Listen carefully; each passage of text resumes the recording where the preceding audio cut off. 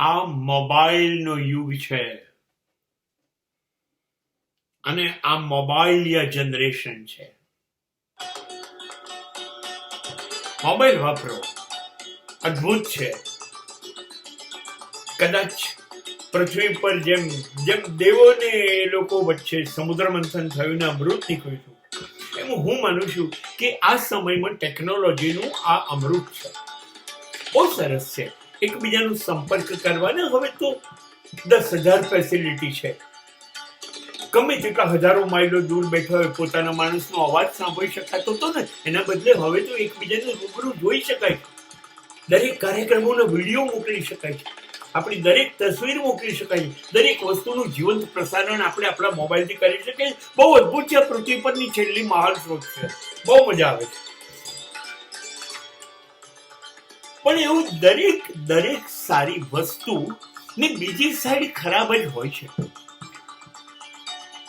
હું તમને ખાસ કહ્યું,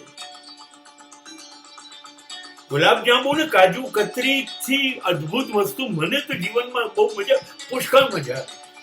બ્રાહ્મણ છું ને, ગયું એટલું ગયું, બાકીનું બળ્યું. ગમે છે તો કરો, પણ તૈયાર રહેજો ને. શુગર વચ્ચે ડાયાબિટીસ, પાછળની બાજુ નબળી હોય છે. તો મોબાઈલ અદભુત અમૃત છે, પણ ઝેર બની ગયું છે સાહેબ.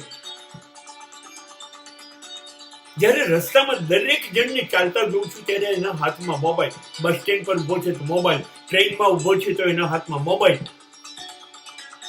ચલો ચલાવી લઈએ. ટ્રાવેલિંગ છે, તમારે કંપની જોઈએ છે, મોબાઈલની કંપની છે, ચલાવીએ. પણ દુઃખ ત્યાં વાત છે કે જ્યારે આપણે લોકો એકબીજાને મનગમતા છીએ, બહુ વાલા છીએ, બધા બહુ સરસ માણસો છીએ, અને આપણે જ્યારે ભેગા થઈ ગયા છે, આપણે લોકો એકબીજાના ઘરે,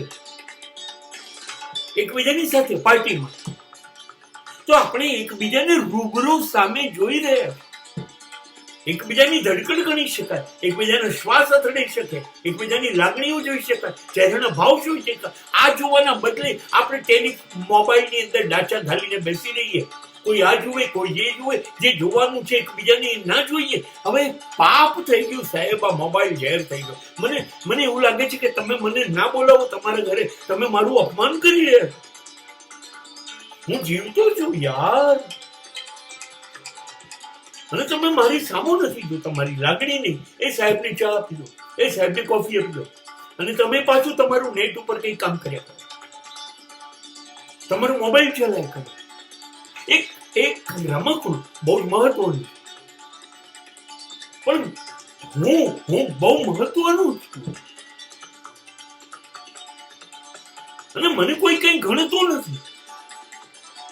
કેટલું પાપ કરો છો તમે. નથી તમારા મા બાપને સમય આપતા, નથી પત્નીને, નથી બાળકને, નથી પ્રેમિકાને, કોઈને સમય નથી આપતું. દરેક પોતાનો મોબાઈલ લઈને બેસી જાય. એટલું બધું વહાલું છે કે પોતાના પ્રાણથી વહાલા માણસોની સામે પણ આપણે અવિવેક કરીએ. આપણે કેટલા મેનરલેસ બની ગયા, ખબર નથી પડતી. મોબાઈલ નો પૂરેપૂરો ઉપયોગ થવો જોઈએ, પણ એક નવો નિયમ લઈ લઈએ કે આપણા માણસો જોડે બેસીએ ત્યારે તો મોબાઈલને આપણે એની સામે પણ નહીં જોઈએ. Switch off.